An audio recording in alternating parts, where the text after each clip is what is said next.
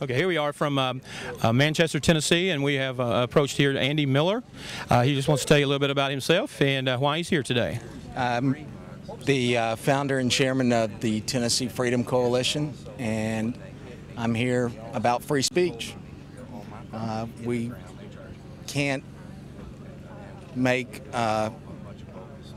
decisions based on what a government suddenly decides is free speech and not free speech, and we need to make sure that we understand what they're saying, but we also need to make sure they understand what we're saying. Okay, and what are we saying, Andy? What is our statement as we're here today, do you think? Free speech is free speech.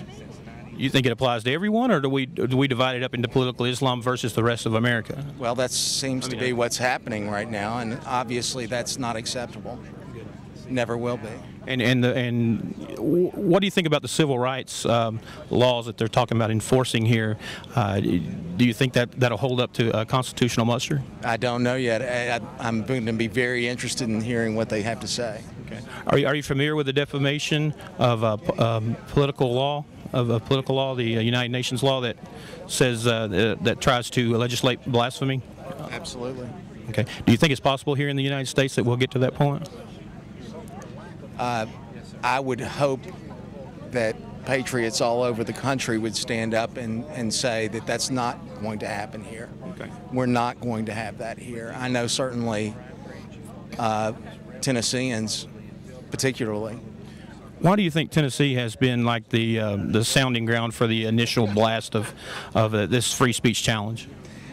I think that this is certainly the South is known as, in this area, as the Bible Belt, and honestly Middle Tennessee is the buckle of the Bible Belt.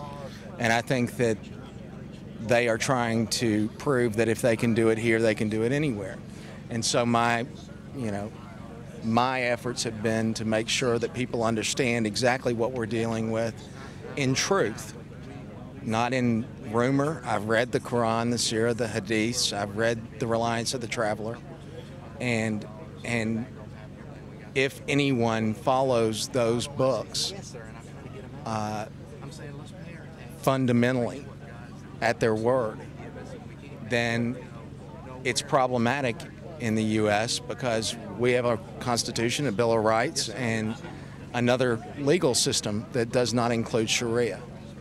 And it won't happen here. Okay. Do you think there's room for the Sharia law and the Constitution in America, or do you think they can coincide together, coexist? They cannot coexist. Absolutely not. They are almost diametrically opposed. And so it's nothing that can mesh together. If America were, in Tennessee, if we were to switch over, per se, to Sharia compliant Sharia law, this new civil rights action is successful here in Tennessee, do you think it'll spread through the rest of the United States? And then what would happen to the United States at that point? It'll be lost.